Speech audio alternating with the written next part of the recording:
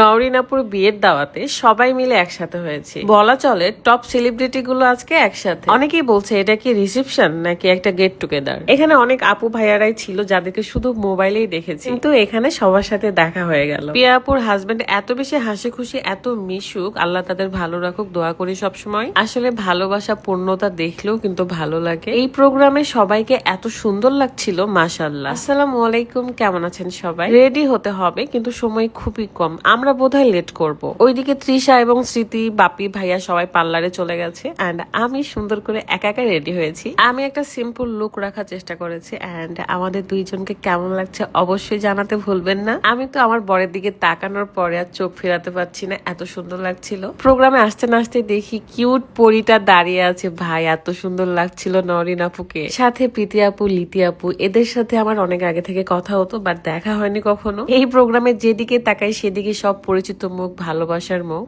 অনেককে প্রথমবার দেখছি, বাট একবারের জন্য মনে হয়নি যে প্রথমবার মিট করেছি। রাকিব ভাইয়া, অন্তরা আপু এবং ঋতু আপুদের ব্লগ আমার অনেক ভালো লাগে। দূর থেকে ভেবেছিলাম অন্তরা আপু বোধহয় কথাই বলবে না, বাট অনেক বেশি মিশুক, অনেক হাসি খুশি একটা মেয়ে। এদিকে দেখছি বর্ব মিলে ফটোশুট করছিল, দেন আমি বসে গেলাম। ভাইয়া অনেক বেশি ভদ্র একটা ছেলে, মাশাআল্লাহ। ভাইয়ার সাথে দেখা হওয়ার পর কেউ বলতে পারবে না তার সাথে সবাই প্রথমবার দেখা করছে। সবচেয়ে ভালো লেগেছে নওরিন আপু এবং ভাইয়া সবাইকে সময় দিয়েছে, সবাইকে একরকম ভাবে সময় দিয়েছে। এইটা কিন্তু খুবই গুরুত্বপূর্ণ একটা বিষয়। যাই হোক, স্মৃতিকে তো মাশাআল্লাহ অনেক সুন্দর লাগছে, আর ওনার কাজ আমার ভিডিওতে ব্যাগরা ঘটানো। চলে আসছে ম্যাডাম। দেখছি অনলাইনে অনেকেই বলছিল যে স্মৃতির রিসেপশন নাকি নওরিন আপুর। বাই দা ওয়ে, এটা কিন্তু রিসেপশন নয়, আপনারা বলতে পারেন একটা গেট টুগেদার। এমনকি এটাও বলা চলে নওরিন আপুর সব প্রিয় মানুষদেরকে নিয়ে একটা প্রোগ্রাম করছে, যেহেতু আমরা তার বিয়ের দিন যেতে পারিনি বা থাকতে পারি নাই, তাই বন্ধু বান্ধব মিলে একটা প্রোগ্রাম করেছে যেখানে আমরা সবাই একসাথে হয়েছি। একটা জিনিস লক্ষ্য করবেন যে দুই ফ্যামিলির কিন্তু কোনো গার্জিয়ান ছিল না এখানে, তার মানে হলো মেইন রিসেপশন কিন্তু এটা নয়। প্রিয়া আপু খুব হাসি খুশি একটা মেয়ে, আল্লাহ তাকে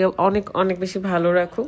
এন্ড ফাইনালি ঋতু আপুর সাথে দেখা। আপু এত কিউট, মাশাআল্লাহ। এখনো আরো অনেক স্পেশাল গেস্ট আসা বাকি রয়েছে। যখন আমি এসেছিলাম তখন মনে করেছি বোধহয় আমি একাই লেট, বাট না, অনেকেই দেরি করে এসেছে। এখানে সব বউ এবং জামাইগুলো একসাথে ছিলাম আমরা। তারপর আমি টনি আপুকে দেখে অনেক বেশি সারপ্রাইজ হয়ে গিয়েছি। আমি জানতামই না আপু আসবে। এন্ড এটা কিন্তু আপুরই রেস্টুরেন্ট, ওয়াটারফল রেস্টুরেন্ট, যেটা ধানমন্ডিতে। আর আপুকে মাশাআল্লাহ অনেক সুন্দর লাগছে। আপু অনেক বেশি ফ্রেন্ডলি আর কি, সবার সাথে এত সুন্দর করে মিষ্টি ভাষায় কথা বলে। আমি তো শুধু আপুর সুন্দর সুন্দর কথাগুলোই শুনতেছিলাম। যাই হোক, এখন গিফট দেওয়ার পালা। আমি আপুকে আগেই দিতে চেয়েছিলাম, বাট বলেছে যে স্টেজেই দিও আপু। দেন ম্যাডাম এত খুশি হয়ে গেছে, কারণ রাত খুব পছন্দ করে ওনার জন্য এই গিফটটা নিয়েছে আর কি। আপুর এত ভালো লেগেছে, এটা দেখে আমার শান্তি লাগতেছিল। যাই হোক, ক্ষুধা লাগছে ভাই, এখন খেতে হবে।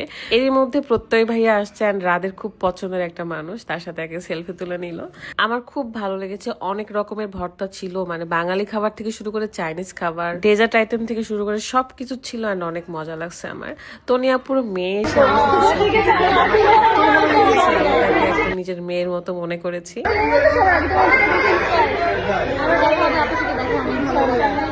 এখানে অমিয়াপুর ফোনে আমরা টিকটক করছিলাম, এন্ড রাধা অনেক বেশি লজ্জা পাচ্ছিল। আর এই যে বাবুটা, মাশাআল্লাহ এত কিউট, আমি তো ওকে ছাড়তে চাচ্ছিলাম না। এখন বাজে প্রায় রাত 12টা, তাও আমরা স্টিল এখানে, কারণ সবাই মিলে এত বেশি আমরা ভালো সময় কাটাচ্ছি যে এখান থেকে বের হওয়ার কোনো নামই নাই। আসলে ভালোবাসার পূর্ণতা দেখলেও ভালো লাগে, কারো ভালো থাকা দেখলেও ভালো লাগে। সকলেই আপনারা দোয়া করবেন যেন আপুর বিবাহিত জীবনে অনেক অনেক ভালো থাকে, তার জীবনটা যেন হাসি খুশিতে ভরে যায়। আমরা রথি আপুর সাথেও কিছু টিকটক ভিডিও করি, এবং লাস্ট মোমেন্টে কিন্তু এখানে এঙ্গেজমেন্ট হচ্ছিল আমাদের সামনে। একে অপরকে সুন্দর করে রিংটা পরিয়ে দিচ্ছে।